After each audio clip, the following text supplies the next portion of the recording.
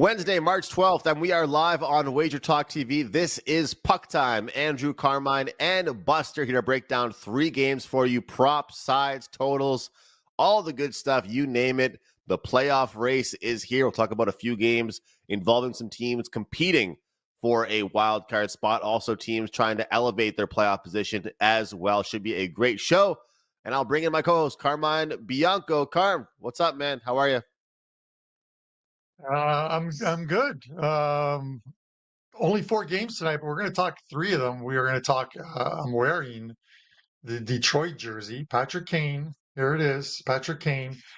So we're going to talk Detroit against some team from Buffalo, Vancouver, Calgary, another playoff battle, and then how can we not talk the Montreal Canadiens with you two guys on the show? Montreal is in Seattle, hoping to dice up and have some calamari tonight against the Kraken, but and hopefully some best bets along the way. Your props playlist, I'm looking forward to it. And we've got from south of the border, Don Buster. Welcome, Don. How you doing, buddy? Thank you, Carmine. Thank you, Andrew. I'm doing very well. Again, another beautiful day in the neighborhood down here. Looking forward to talking some hockey with you guys today. And Carmine, you picked the 3 best games of the 4, so congratulations on that. After the last couple of weeks, I noticed you picked a couple of not really good games. So it looks like you're back on your game, brother. That's for sure. I was forced to take the Montreal Canadiens because it's either that or talk about Utah and the Anaheim Ducks. But with that said, guys, and I'm going to go to Buster first on this one. We look at the standings, and even with the series of losses that Detroit has had, 49 shots the last time out, and as Andrew said, Allmark stood on his head. 49 shots on goal for Detroit. They could only get a goal in losing 2-1 in that game, and yet they're only 4 points out of a playoff spot. They're at 66 points, I believe, right now. Andrew, I looked over every team, what they're averaging right now, points per game, and it seems like it's going to be much like last year, where 92 points, I think, got the Washington Capitals in. 92 points is going to do it again. This means Detroit, in their final 18 games of the season, with 36 points up for grabs, Buster, is likely going to need 25 points. So games like this, and I know, as Andrew would always say, a must win does not equal will win against a Sabres team that just doesn't care anymore. But they're playing stress-free hockey. They've been playing stress-free hockey for the last 3 months, probably, because they've been eliminated. But is this price on Detroit attractive enough for you that you want to take the Red Wings? How are you playing this one? Minus 145 on the Wings. Yeah, Carmine. Well, actually, I got 135. Already put it out to my clients this morning there, so the line is going up, and I believe for a good reason. And like you said, this is a must-win for Detroit, no doubt about it. They've now lost 6 straight games, and the hockey gods, as you mentioned, Carmine, with the 49 shot, they haven't been kind to them at all. Even these last 4 games, I know they got beat by Washington 5-2, I believe, but they were in that game as well. They played Carolina tough at home. Could have maybe deserved a better fate there. And they get beat by Utah, and they outshot them like crazy as well, except for they got some bad goaltending. So it's one thing or the other with Detroit. They get some bad goaltending or they can't score. Like, it's crazy how they can't score those games against Utah and Ottawa. That's for sure. As for the Sabres, they got to be feeling pretty good about themselves after beating Edmonton the other night. But you know what? That Sabres club, different animal on the road, that's for sure. They have now lost 7 straight road games. And I think that comes into play for Detroit here. I think that helps Detroit because Detroit's right there to win a game. This could be as good a game as any to win. And like I said, I believe it is a for sure must game. And I'm going to tell you why I really believe this. Never mind just by looking at the standings. Detroit's got a brutal schedule coming up. After tonight, this is no particular order. They play at Carolina, at Washington. They have a home and home with Vegas. Then they got to play at Utah, at Colorado. That's tough. That's good for me and brother Andrew because they're fighting with our Canadiens for a spot. Not so good for the powers that be in our Detroit office that are Detroit fans. That's for sure. That's a tough, tough schedule. They have to win tonight. Will they do it? We're hoping that they will. We think they will because of the way Buffalo has been playing on the road of late. As for the total, it has gone over 2 of the 3 times this year when they've played. Detroit has beat Buffalo 2 of the 3 times that they played. Some little trends. Buffalo's 6-4 to the over last 10. Detroit's are 7-3 to the over last 10. At 6.5, I think it's a pass. I'm not sure if it's going to get to 6 later this afternoon. If you get a 6, I wouldn't blame anybody for betting it over. But for me, we're going to go with the Red Wings to break that 6-game losing streak tonight. Right, Andrew, you look at the total in this one, and this is Peter Mrazek's making his first start for the Detroit Red Wings. They pick him up at the trade deadline. And I get it. Listen, this guy played for Chicago, but you look at his line, his last 8 or 9 games, he allowed 5 last time out, 2 in a win over Nashville, 5 the game before that, 3, 4, 3, 5, 4, and then 5 again, or 6 again.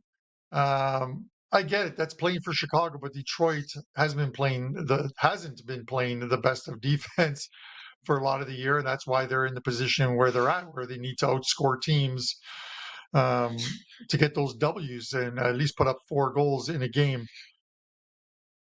Are the Sabres live tonight, or are you looking at the total here?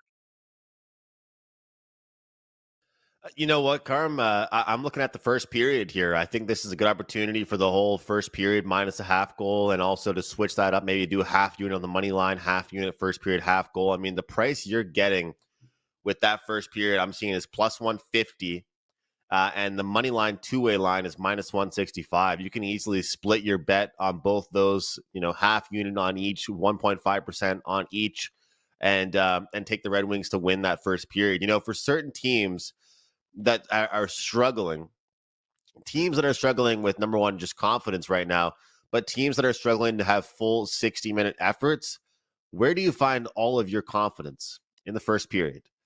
A lot of these teams, you're going to know after 20 minutes anyway if they're going to win the hockey game.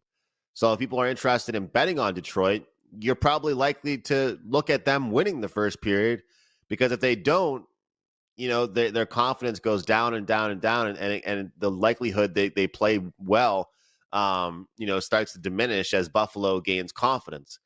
The funny thing is, when I look at this performance from Buffalo, and Buster talked about, they'll be feeling good after their win against Edmonton, it's almost like I saw a few people that were doing this earlier in the year. Every time San Jose would win a game, people were betting against them the next, because you just can't trust bad teams to do good things twice in a row. It's like, okay, cool. Yeah, we just saw, pigs fly, but that's not going to happen again for hundreds of years. And with Buffalo, good for them. They beat the Oilers. I'm not so sure they're going to be able to put that same effort up against Detroit. And the fact is, Detroit has had a brutal March. There's no nice way to put it. You can blame the goaltending. You can blame the forwards for not finishing. You can blame the power play. You can blame whatever the hell you want. They haven't gotten the job done. The number opened minus 130, 135. Now at 145, I expect the number to continue to move. I think the first period is the way to go here. And as Buster mentioned, this Sabres team has been much worse defensively on the road. So hopefully the first period's a good start there for Detroit. And excuse me, guys, Buster. One thing I wanted to add, though, is that last night the Canadiens played, and they played against the Canucks. They were coming off a game against the Calgary Flames where they got goalied. Dustin Wolf was unbelievable last Saturday night for the Flames. So the Habs got shut out.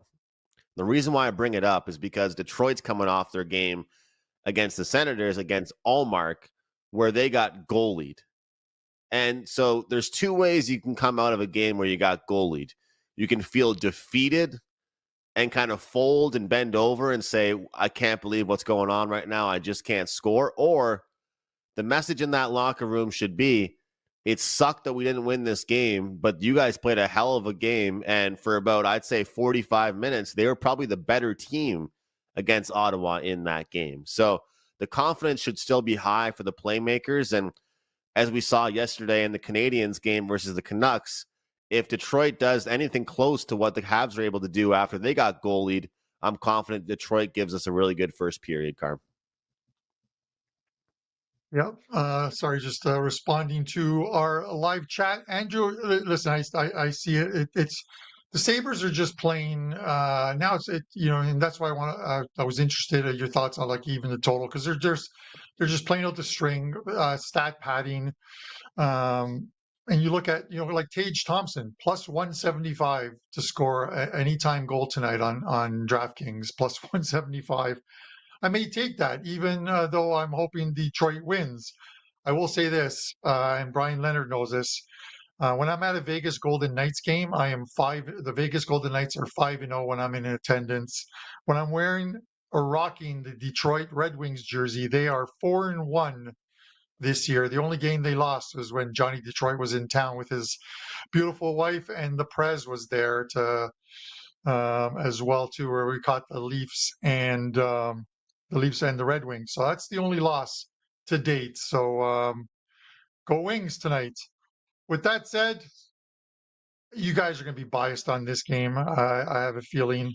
Calgary, Vancouver, maybe not this one. The next game after this, Calgary, Vancouver, Buster, minus 140 on the Flames, plus 120 on Vancouver. Total sits at 5.5. Two teams in a playoff battle. Calgary holding on to that spot right now. How are you breaking this one down? Yeah, Carmine, Vancouver comes to Calgary less than 24 hours after getting beat by the mighty Canadiens last night. This Canucks club has not been playing well of late. They've lost 6 of their last 8 games, and now they have to play that dreaded third game in 4 nights. They got to go over to Calgary to do it. So I do like Calgary. Not too sure about this price at 140. It was 120 earlier in the morning. I do lean to Calgary. I do like Calgary here. The reason why as well, not so much because Vancouver has been really playing terrible hockey of late, because Vancouver do play better on the road for whatever reason than they do at home. And they've been doing that for a few years now. But the Flames haven't played since Saturday, so they should be good and rested here. This is going to be the 4th game tonight between these clubs, and Calgary's won 2 out of the 3. So I do like Calgary here. As for the total, the 3 games between the clubs went 2 unders and 1 over. Now, at 5.5, I've talked about it before here. I just can't bet an under 5.5. I tried every time I try to do it. It's just one of those things. Earlier in the year, had 2 or 3 games. Just they go mass overs, and they look like they're handicap wise, they look like good unders to play. This looks like a great under to play. Calgary's gone under 9 of the last 10 games. Vancouver's gone under 7 out of their last 10 games. But like I said, I just can't bet under 5.5. Once the playoffs come, not a problem. You bet not under 5.5. Probably there'll be some 5s going on in the playoffs. But for this game, everybody that wants to bet it under 5.5, good luck to you. I'm going to pass the total, and I like the Flames here to beat Vancouver again tonight. Drew, I got to ask you something, because this squarely affects a Montreal player as well too. But you look at Dustin Wolf and the season that Dustin's having right now. 22 wins on the season. At home, he's 15-6-2, 217 goals against average, 928 save percentage. 22 wins. If this guy somehow gets to like 30 wins on the season as a rookie goalie, does he enter the Calder discussion? He should be in the Calder discussion anyways, but I know you guys are Montreal fans. Lane Hudson, 49 points. Celebrini, 48, and then 47 for Michkov. So those 3 are right in the mix right now. Before you give us thoughts on this game, if Dustin Wolf gets to 30 wins. Does he win the Rookie of the Year? Does it go to a goalie? I'll tell you what, Carm, I don't think the odds should be as far away as they are. That's my honest answer. I don't think that they should be, as I mean, Dustin Wolf, actually, I just checked it. Dustin Wolf has passed Michkov, which is pretty impressive, but I still don't think it should be as high. But I think the fact is that the number of assists that Hudson's putting up has been super impressive, breaking certain records for the Canadiens. And I'm going to be completely honest, Carm, and you can say I'm a homer, but I think if he had even better players on that team, he'd have a hell of a lot more assists. I mean, the amount of guys he's passing the puck to that can't score, I'm sure Buster agrees with me on that. I think next year and the year after that, I mean, it's frustrating to watch him set up these guys, Josh Anderson, Dvorak, and some of these defensemen that can't even shoot the puck.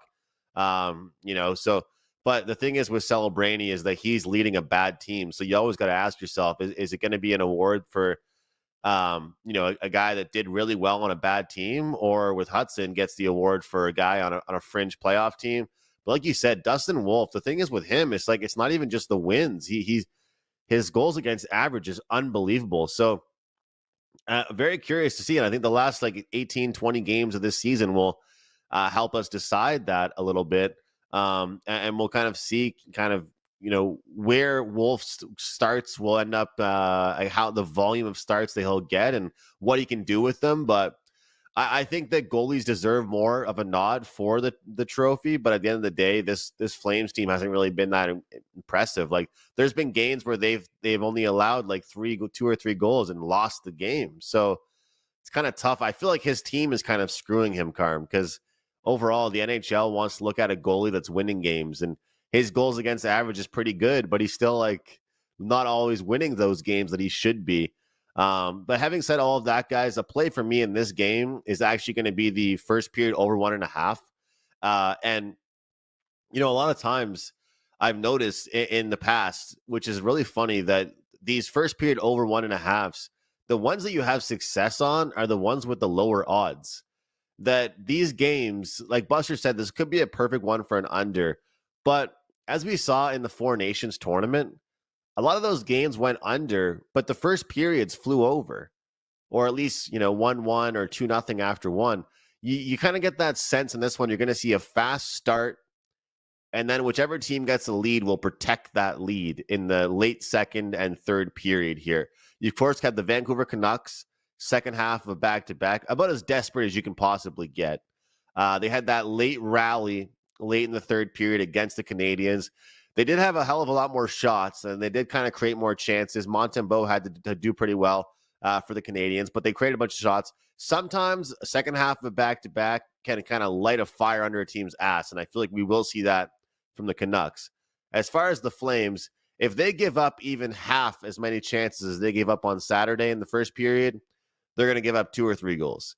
This team cannot continue to get bailed out by a goaltender, and I won't just sit around and watch it. I got to put my money where my mouth is and say that this team will not have as good of a start as they did last time out if they play the same way defensively that they have been. So, you see so many of these first periods with 2 talented teams or 2 sloppy teams, and they're like minus 150 or 160, and then they end up, 1-0. Right after one. It's ridiculous. But with this, it's minus 110, first period over. I think it's a unique situation for both teams. The Flames haven't given up on their playoff hopes. The first period counts a hell of a lot for them, even though they're pretty much out of it. So I like the first period here. I like some goals, guys, and I love the price, Carm. And I wonder if that price changes at all, Andrew, because you look at right now, as far as the goalies haven't been named, but I have to believe it's going to be Wolf. But it looks like it could be Arthur Shilovs for Vancouver. He's 1-6. They recalled him from Abbotsford. He's 1-6 this season, 385 goals against average, 858 save percentage. We know he played well towards the end of last season, and they had to use him in the playoffs. But desperate times, if he's in goal tonight for them, I think this price on Calgary probably gets to minus 150, minus 155. So, and it opened at 125. It's at 140 now. So if you like the Flames, regardless of who is in net for Vancouver, you're going to want to take the Flames now because that price, I believe, will only go up and not down. Andrew, you got to have some props for us. So hit us with your prop playlist and give us a couple winners. Carm, we will do our best here with these ones. And again, we keep rocking with just two player props. I've been liking doing the 2 player props, and hopefully at worst we go 1-1. But let's get that sweep tonight.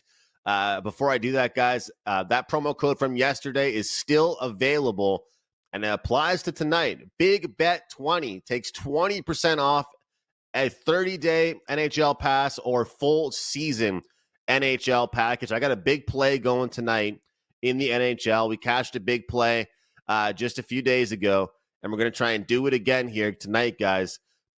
Big Bet 20 takes 20% off, but if you want to join me, not just for 3 days, 7 days, this is literally the best opportunity to do so. Take 20% off a 30-day or full season NHL package. Ride with me on the best bets, on the big plays, 5% plays, whatever it might be. All right. A lot of guys in the chat, the live chat, they love this player. So we got to mention him today, and that is Lucas Raymond from the Detroit Red Wings. We're going to take him to get an assist. You guys know I have fallen in love with the assist props here. He has an assist in 4 straight games against Buffalo. He has a point in 8 straight games against Buffalo. This is a head-to-head and recent history type of handicap here with this player prop. Raymond is just on the ice a ton. And when you're on the ice a ton and you're on the power play a ton, you get all the opportunities in the world. And when this Detroit team goes out tonight, Buster talked about it on the show, they have a bad schedule coming up. They need to win this game. Their March has not been pretty. I think Buffalo will come into this one after a game against the Oilers feeling good, and Detroit will probably humble them a little bit. So we'll take a look at Lucas Raymond to record an assist at a really good price there. Here's someone that I've talked about quite a bit, and you guys can call me a homer all you want when you're watching at home. But to me, this number should not be 1.5 anymore for this guy. Juraj Slafkovsky over 1.5 shots on goal. It's only minus 130. I don't know what this guy did besides go on a beach with his girlfriend or friends for a week during the 4 Nations, but Juraj Slafkovsky seems to play like a different player every single year after the All-Star break. If only Montreal management could tell him that October was actually February and he could play like this the whole year, it'd be great. Because the way he plays in the second half of the year, February and then March so far, has been fantastic. Coming off a 3-point night last night for the Canadiens, second half of a back-to-back. Slafkovsky over 1.5, 7 of his last 8 games. It's only minus 130. That line scored every single goal for the Canadiens yesterday besides the empty netter. You want to talk about being a team that's top-heavy right now? They don't have a second line. They don't have a second-line center. Caulfield, Suzuki, and Slafkovsky all scored last night for the Habs. We'll take 1.5 over. Don't forget about that code, guys. Big Bet 20, 20% off my full NHL season. Join me all the way to the Stanley Cup Finals. Back to you, Carm. All right. I wish you the best of luck, and thank God you took Lucas Raymond of Detroit. Jake, who's usually one of the guys in our chat normally, has been he's been harping every single show, Lucas Raymond, and cashing tickets. So looks like you're joining him as well in this one. Speaking of cashing tickets, Buster, the Montreal Canadiens are cashing a lot of tickets. That's a nice little segue. Look at their last 8 games. 6-1-1 their last 8 games, 2 points out of a playoff spot. A win tonight will tie them with Columbus. Wins over Ottawa, Carolina, the San Jose Sharks, the Buffalo Sabres back-to-back. They take the they take the Oilers to overtime, and then Dustin Wolf with a 26-save shutout in a 1-0 Montreal loss. But they bounce back and beat Vancouver 4-2 in Vancouver. This is a team that is playing extremely well right now. You look at their home and away splits, 36 points at home, 32 points on the road. I call those good splits because they're picking up points on the road. They're in Seattle tonight. Seattle's minus 145. Buster, putting your bias aside, folding your Montreal pajamas and putting them in on the top shelf, who are you taking tonight in this game? Hey, did I tell you I had Montreal Canadian pajamas? I didn't. I don't realize I told you that. Maybe I did. Uh, yeah, Montreal comes here less than 24 hours after beating Vancouver 4-2 last night. Good thing for Montreal, it's short little flight. It's probably short as you can get to go from Vancouver to Seattle. I don't think they take a bus, but I'm pretty sure it's a pretty short flight. I know it's a short flight. Think about Montreal in back-to-back games this year. They're 6 wins, 5 losses, so it's not like they have a bad record in back-to-back games. And this will be the first game home for Seattle after a 3-game road trip. So basically not the best of spots for both of these clubs. And Montreal do have some in-season revenge. It was early in the year. They lost 8-2 to Seattle, and that was in Montreal on October 29th. I know it's a long time ago, but still, Seattle laying 145. Regardless if I'm a Montreal Canadiens fan, they're not playing for anything. And Montreal are playing to get in the playoffs. And since that break, the First Nations or whatever you want to call it break there, they had from the All-Star time, they've been, as you said, Carmine, they've been playing great hockey. They really have. So to get 125 with Montreal, I have to put a little play on that. That's for sure. Regardless if I'm a diehard Montreal Canadiens fan. As for the total here at 6, I do lean to the under 6 here. Both teams have gone 5-5 their last 10, so to over under, so there's not much there.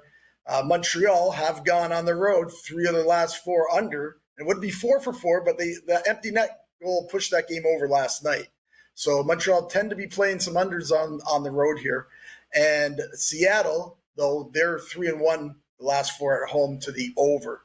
But with them playing this game after that road trip, you might see a little bit of a defensive game here tonight. Again, I like it under 6. If it gets to 5.5, of course, it's a no bet for me. Again, the price, guys.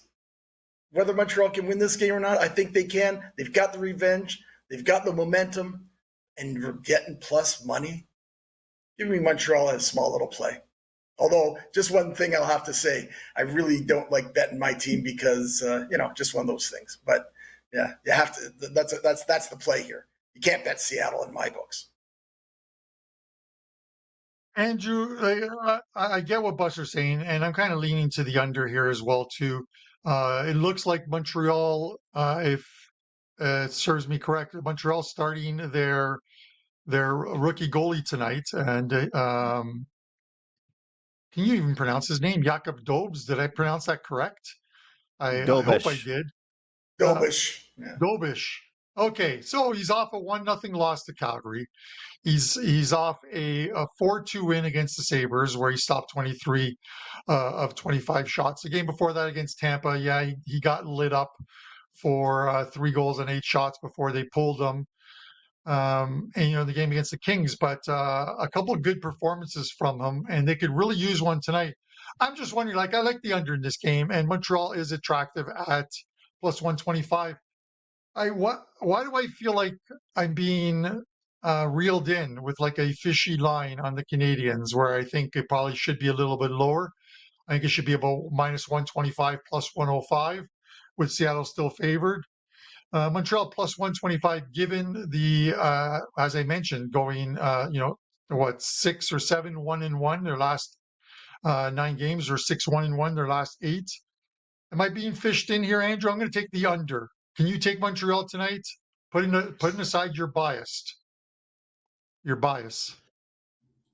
You know what, guys? On this road trip, we talked about how they needed to accumulate points in whatever it might take. And I said yesterday how huge that game was for the Montreal Canadiens as far as their wild card race and as far as their road trip is concerned.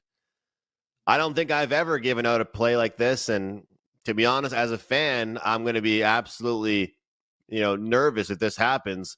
But I'm seeing plus 310 as the overtime prop in this game. The Habs have gone to overtime quite a bit in games like this. And back-to-back, Buster mentioned they're 6-5. You talked about the under here, Carm. This team, now they actually have a serviceable backup goalie. In back-to-back games, they've been very protective of their own end. They've almost been more conservative. They're less likely to play more open-ended hockey, I think, when they're on the second half of a back-to-back. So I'm going to agree with you on that under, Carm. Do I like the fact that I'm getting the plus money on the Habs? Sure. I think it's nice because of that revenge factor. I mean, they got their asses kicked. And I'll tell you, people always say that we as handicappers overhype certain games, meaning more than others. But one thing that we all know is that games against a team that beat the shit out of you the last time you played them, that matters. I think it does matter, especially with a team like Seattle. You only play each other once a year. This is literally a type of matchup where one team comes to Montreal, then Montreal comes to Seattle. It's not like if they play Ottawa, they're going to play them 4 times this year, right, or more. So I think that is a factor that would have me leaning towards the Montreal Canadiens side. This game could be a close one. Give me the +1 line on the Montreal Canadiens, +1.5, and the money line. Also a little sprinkle on the draw at +310 in this one here, Carm. And also, actually, not to mention, Seattle did trade away some players, and there were some players that were talked about on the trade block, and they've dealt with injuries. So they're kind of in shambles right now. Like, these are two teams that are a little bit going in different directions. So will they be a team that plays spoiler down the stretch, kind of like how I think Nashville will? Who knows? Because they're right now, Carm, they're not competing for anything. They're competing for contracts and their personal pride, because obviously they're not in the mix right now. They're 12. They're 12 points back, I think, of a playoff spot, and realistically, they have no shot of making the playoffs. They have a shot, but it is so minimal. The teams that they have to make up points at, they probably have to play like 800 hockey the rest of the way, to have a chance at one of those wild card spots. You mentioned Nashville, and I had the over 6 in that Nashville game, and just to go off on a bit of a tangent here, frustrating because even after the first period was scoreless, I thought to myself, the way these teams are playing, the goals are going to come. And then they came fast and furious. And all of a sudden, with 12 minutes left in the game, it is 3-2 for Nashville. And at worst, I'm thinking I'm going to get a push in that game. They don't score the rest of the way. San Jose pulls their goalie, takes a penalty, which is even worse because now it's 5-on-5 with the goalie out of the net. And you just don't get those opportunities to score. They had a couple shots at the empty net, didn't get it. Finishes 3-2, 12 scoreless minutes to end the game. So a little frustrating on that play on Customer Appreciation Day. But we move on and we look for some winners on tonight's card. And with that said, Buster, what do you have up at Wager Talk? And give us a show best bet, please. Okay, thank you very much, Carmine. Just want to talk about, I know this is a hockey show, but March Madness is just around the corner. Actually, all the tournaments are up and going this weekend and this week and today as we speak. You can get every game from us right up to the Final Four, the final game on April 7th for only $169. And that includes all 5% plays that we put out during the tournament and during these other little tournaments that they have. That price was $215, so you get that for $169. We're on some nice runs in college basketball. We're short time. We're hitting 75% on a nice little 6-2 run the last few days. Long term, 68% we've been hitting with our last 58 college basketball plays. So you'll want to go over and grab that great deal for $169 for the rest of the college basketball season. And head over to WagerTalk.com, and we have a 4% college basketball play up for tonight. And like I said, go check that out. Grab that deal. It's a great deal at $169. Our show play is going to be in the game we didn't talk about, and that's the Utah-Anaheim game. I'm going to summon up my best Andrew McGinnis and play the first period over 1.5 minus 120. These both these clubs have been trending to the over of late. Anaheim are 5-2 their last 7 to the over, and Utah are 3-1-1 the last 5 to the over. However, the reason why we like this one over, they've played twice this year. Both games, 3 goals in the first period. We just need 2 tonight for the win. Both teams have not much to play for. Looking for a little bit of offensive hockey right from the start. Those 2 games end up being 5-4 each game that they played this year. So we're going with the first period over 1.5 in the Anaheim-Utah game. So I want to thank you, Carmine. Thank you, Andrew, for having me on Wednesday. Very much appreciated. Thanks, everybody, for watching, everybody in the chat, everybody that's going to be watching in the future. And best of luck with all your plays, everyone, whether it be NHL hockey, college basketball. And as always, have a great day from beautiful Mexico. Yes, enjoy that sun, Buster. Try not to get Screw hit you, by Buster. avocados. Rob Braley has entered the chat room. Rob's tossing some avocados at Buster. Rob's a good friend of ours. Tell him thanks for the Liverpool game day. yesterday. Okay, Yeah. Buster, you're done for now. So please mute his mic. But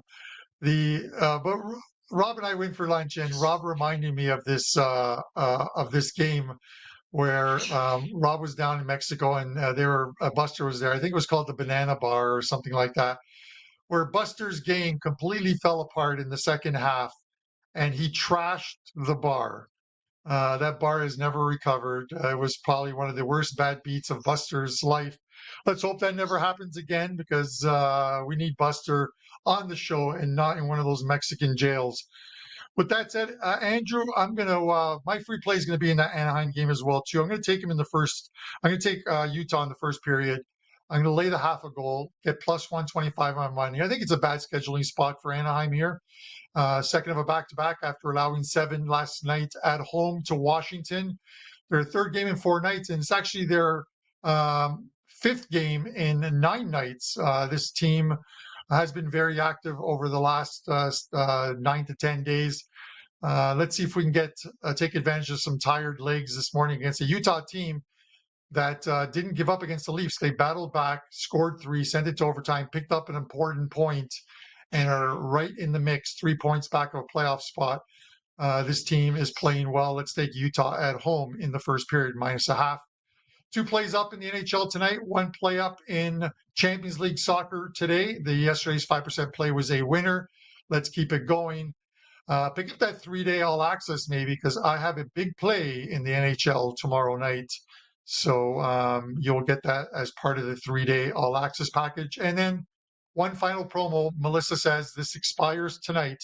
ICE 100. ICE 100 is the code to get $100 off the rest of the NHL season and playoffs. So that's it for me. Andrew, give us a best bet and close us out. Carm, 3 of us must all have plans tonight, because we all just want to bet on the first period of games that we're interested in. That's where I'm going to go as well. But again, guys, big play going for me tonight in the NHL. Last night, it was an absolutely phenomenal day on the show, so I should feel good about it. But my one play was Florida team total, and man, what a choke by them on the money line. But they did not sniff that team total, so we did not get there. We cashed the best bet yesterday on the show with the Devils team total, cashed a few other plays as well, but the client plays and the big ones are the ones that matter the most. And I have a big one going tonight. You guys can grab and use that promo code BIGBET20. Take 20% off a 30-day or a full season long NHL package. We're going to go with the first period over tonight. And I think that, to me, when I look at this game, guys, I just want to make sure I confirm the goalies. And I think Carm could be right about Artur Shilov's being the goalie there. Canucks and Flames, kind of a rivalry game here between these 2 teams. And one team coming off a game where they got bailed out by their goalie. One team playing second half of a back-to-back. I expect a hell of a lot of action in the first period. Whether or not this game goes full over in the full game, I'm not sure. But first period, I think we should see a lot of action and a lot of chances for both teams. All right, guys, thanks a lot for watching. Please do us a favor and hit that like button. It does help us out in a big, big way, whether you're watching on YouTube, whether you're watching on Facebook, whether you're watching on X. Spread the love, share the video, and tell your friends about Puck Time. Thanks for watching, guys. See you next time on WagerTalk TV.